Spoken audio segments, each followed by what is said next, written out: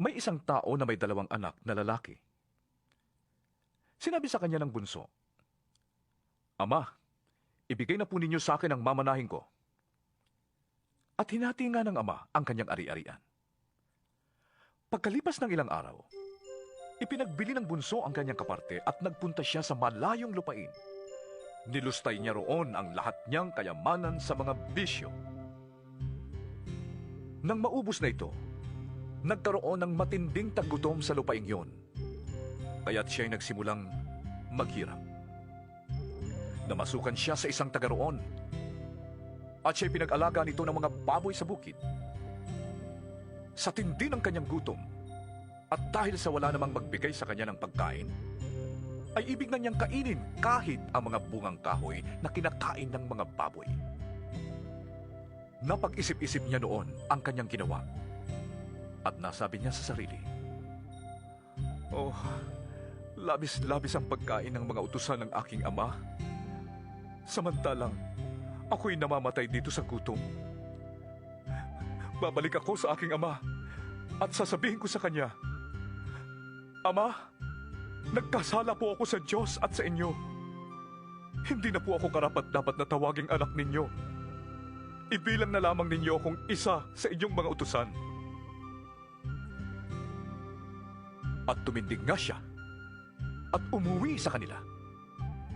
At malayo pa'y natanawan na siya ng kanyang ama. At dala ng malaking pagkahabag ay patakbo siyang sinalubong, niyakap at hinalikan.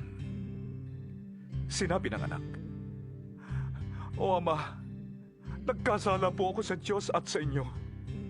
Hindi na po ako karapat-dapat na tawaging anak ninyo." Ngunit tinawag ng ama ang kanyang mga alila.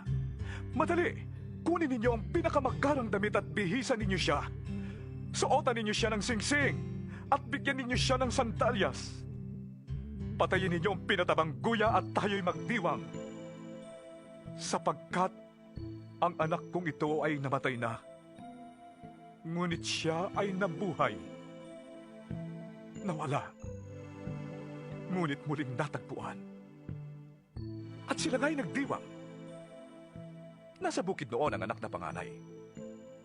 Nang umuwi siya at malapit na sa bahay, narinig niya ang tugtugan at sayawan. Tinawag niya ang isang utusan at tinanong, "Bakit? Anong meron sa atin?" "Dumating po ang inyong kapatid," tugon ng utusan. "Ipinapatay ng inyong ama ang pinatabang guya sapagkat ang kapatid mo'y nakabalik ng buhay at walang sakit." Nagalit ang panganay at ayaw niyang pumasok sa bahay. Pinuntahan siya ng kanyang ama at pinakiusapan. Ngunit sumagot siya, "Pinaglingkuran ko po kayo sa loob ng maraming taon at kailan may hindi ko kayo sinuway. Ngunit ni minsay hindi ninyo ko binigyan ng kahit isang maliit na kambing para magkatuwaan kami ng aking mga kaibigan. Subalit nang dumating ang anak niyong ito, na lumustay ng inyong kabuhayan sa masasamang babae, ay ipinagpatay pa ninyo siya ng pinatabang guya?" Sumagot ang ama, "Anak, lagi kitang kapiling, at ang lahat ng aking ari-arian ay sa iyo. Nararapat lang na tayo'y magsaya at magdiwang, sapagkat patay na ang kapatid mo, ngunit nabuhay. Nawala, ngunit muling natagpuan."